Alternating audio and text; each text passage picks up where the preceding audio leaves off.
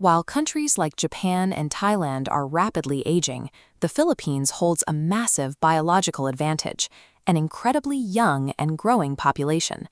Economists call this a demographic dividend. It happens when a country has a large surplus of young workers compared to dependents, a ratio that historically generates explosive national wealth. Look at this population pyramid from recent census data. The base is suddenly narrowing.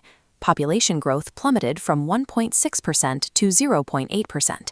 Tracking this curve forward, the demographic advantage expires by 2050. Exactly one generation remains to utilize this workforce.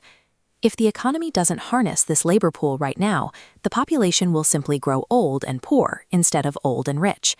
Utilizing that workforce requires feeding it, and right now, millions of workers are stuck in agricultural fields, yet basic food costs remain incredibly high. Decades of policies restricting agricultural imports force citizens to pay nearly double the global market rate for staples like rice. When families cannot afford adequate protein and nutrients, the biological toll is severe. Children suffer from widespread chronic malnutrition and physical stunting. This chart tracks childhood stunting over time. While you can see Vietnam's rates dropping steeply as their health policies improved, the line for the Philippines remains stubbornly flat. A malnourished, stunted brain cannot develop its full cognitive potential. Before these children even step foot inside a school, that demographic advantage is being physically compromised. Even for the children who are healthy, the basic education system is struggling to impart foundational skills. Recent international assessments place the country near the absolute bottom globally in math and science. 9 out of 10 10-year-olds cannot read and understand an age-appropriate text. This learning deficit is severely compounded by a local administrative habit, canceling classes entirely for minor, non-weather-related events. If we look at the school calendar based on recent congressional data, you can see between 30 and 39% of school days turning red. They are simply erased due to trivial, baseless suspensions. Missing this much instructional time translates directly to lower future productivity. Workers who lose consistent years of education face a permanent double-digit drop in their eventual wages. By keeping classrooms empty, the country is actively sabotaging the cognitive development of its workforce and quietly erasing trillions of pesos in future national wealth. When those students finally graduate, they face an economy missing a crucial stepping stone.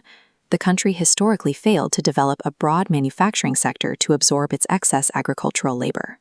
Instead of moving into factories, millions of workers transitioned directly into informal services and business process outsourcing, or BPO. Now, that heavy reliance on outsourcing faces the rapidly accelerating processing power of artificial intelligence. For highly educated workers, AI is a tool that boosts productivity. But for an underskilled labor force performing repetitive, rules-based tasks, AI operates as a complete substitute. Without a structural shift to create distinct, physical manufacturing jobs, this generation will graduate into an economy that simply no longer requires their labor. The economy is at a critical juncture. The trajectory is not locked in, but the future has to be actively invented through precise policy choices.